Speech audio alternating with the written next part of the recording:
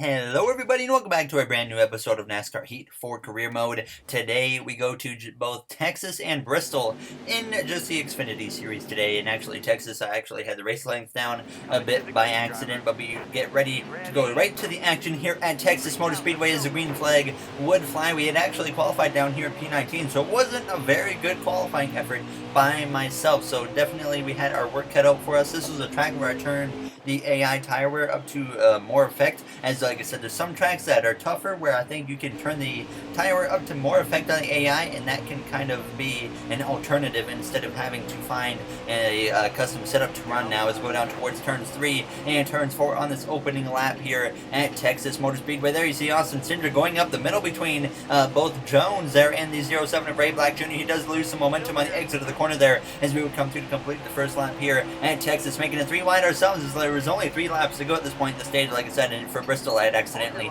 turned the length down a bit, so this might be a little bit shorter of a video than normal, but we came straight to the final lap here of the first stage, now looking to the inside of our rival of Ross Chastain as we went down towards turn 3 and turn 4. He's going to actually give us a big shot to the side as he's crowding us up the track, but we do clear him on the exit of the corner, and he crosses us over, looking to the inside, 3 wide in the middle as the 21 of Grella slides across the line. We get P14 in stage 1. A nice little finish there as Justin Allgaier wins stage 1. We do not need to pit. I don't know if we'll need to pit at all throughout this race now as we get ready to go green to start stage 2 from P14. So moving our way forwards early on in this race, qualifying has been our biggest issue this whole career mode so far, and that's been the biggest setbacks, especially at the start of these races. Texas, a track that we've struggled at already every time we've come here in the career mode, so I wasn't expecting a lot at this track, so we'll see how it goes now throughout the rest of this race as we go through turns 1 and turns 2. Chastain looks to the inside. We're going to make 3 wide up the middle between Chastain and Brandon Brown. Now as you head down the back straightaway, Chastain's going to come up the track, and now I've had enough at this point. I'm going to try and hook him as we go down towards turn 3. Sideways he goes in, same for the 86 of Brandon Brown as we all hang on to it and keep it straight as I rejoin the track as safely as possible as we exit turn 4. Making nothing but enemies at this point here in Texas, as it's just becoming a frustration dealing with rivals like Ross Chastain. At points he just came up on me and I had enough, so I decided, okay, I'm gonna just try and hook him, and unfortunately he held on to it now, but we keep our mentality, or we just keep focused at least, and as we came through to the final lap in stage 2 up to P11 behind the 18 of Jeffrey Earnhardt as Justin Allgaier continued to lead as we came out of turns 4 for the final time here in stage 2. There's someone blowing up now as we look to the right hand side. It's the 5 car as we cross the line to steal 2 positions at the last moment and pick up 2 points now as Matt Mills blew an engine and Justin Allgaier wins the stage. We get P9 in stage 2. Like I said, no need to pit here, so we would get ready to go green from the 9th position here in the 3rd and final stage as green flag is back out. We are once again underway here at Texas. It's been a little bit of a wild one so far now as it is 13 laps to go here at Texas Motor Speedway on the inside of the Panini car of Greg Gaulding in the 08 as we go down towards turns 1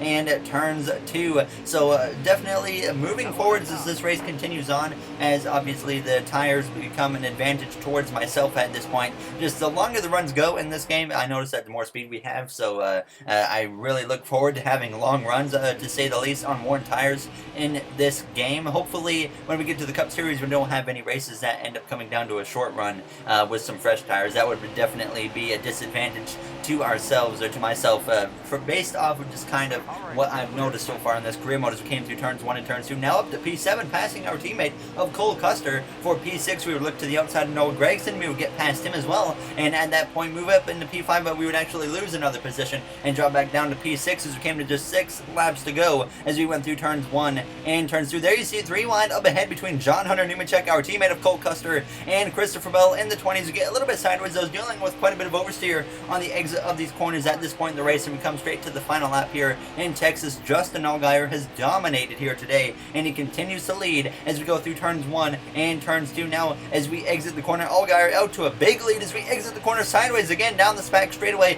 closing in though on the back of Cole Custer, trying to get a top 5 as we go down into turn 3. He goes high, and we're going to go in about the middle lane, looking to the inside now of Cole Custer as we exit turns 4, trying to get to the left hand side of Nemechek as well, as we're going to try and make a 3 wide up the middle between them both now as we across the line is Nemechek getting 4th. We edge out Cole Custer for the final spot in the top 5 as Custer brings it home in P6. We are now 9th in the points as Allgaier gets win number 1 on the season, and we will cut straight through now into Bristol. No truck race in this episode.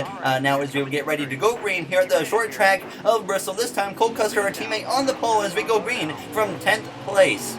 So a much better qualifying effort than what we've had in the past as we go down towards turns 1 and turns 2 for the first time here today at the short track of Bristol. Now as we exit turns 2, heading down this back straightaway for the first time, down into turn 3. Obviously Bristol, a very quick racetrack. A lot of mistakes can be made here, just kind of roughing everyone up. So that's something we're going to have to be very careful of today as we go through turns 1 and turns 2. Allgaier now taking the lead from Custer there. He made a little bit of contact with the 39, and he gets sideways as we go down into turns 3, but we would now lose that spot actually to Ryan Siggins, who came to lap 14, now hitting lap 15 with 6 to go in stage 1. Down in P11 at this point as we started the final lap of the first stage, still running P11. Custer, the pole sitter, had dropped down to P10 as we exit turn 2, so not as much speed as I had expected in this car today here at Bristol, which was unfortunate there as we exit turn 4, heading down the front straightaway. We come through to finish P11 in stage 1.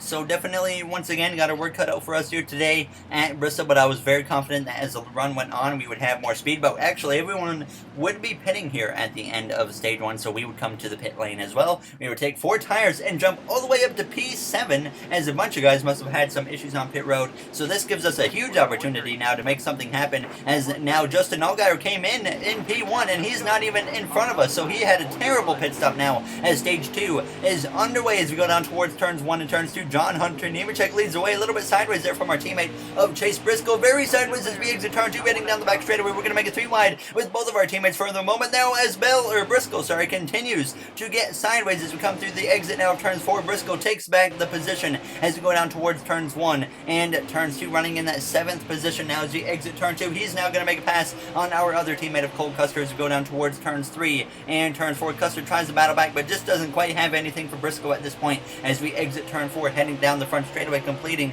the 2nd lap as we go down into turn 3. At that point, we would actually be able to climb, though, up to P6 as we came to lap 11, now hitting lap 12 in the 2nd stage. John Hunter Nemechek continuing, though, to lead the way as we came towards the exit of turns 2, and it just couldn't quite reel in the cars up ahead in that top 5. Custer was up there, Briscoe was up there, Elliott Sadler, obviously John Hunter Nemechek, like I said, though, just couldn't reel these guys in at this point in the race now as we came through to the white flag in the stage. Now lap traffic starting to become a bit of an issue now as we head down this back straightaway towards turns 3 and turns 4 for the final time here in stage 2. We were going to exit the corner to get P6 in stage 2, which I was actually pretty satisfied with, to be honest, because we didn't seem to have as great of a pace in stage 1, but it seemed like track position was kind of important. There's John Hunter Nemechek win stage 1. We would actually not need to come to pit road for the end of stage 2, so we would get ready to go green, and I felt like this final stage was going to be where I could really show the potential here on these more worn tires, so I was very excited to get this final stage underway as John Hunter Nemechek and Elliott Sadler lead the way as the green flag is out and the final stage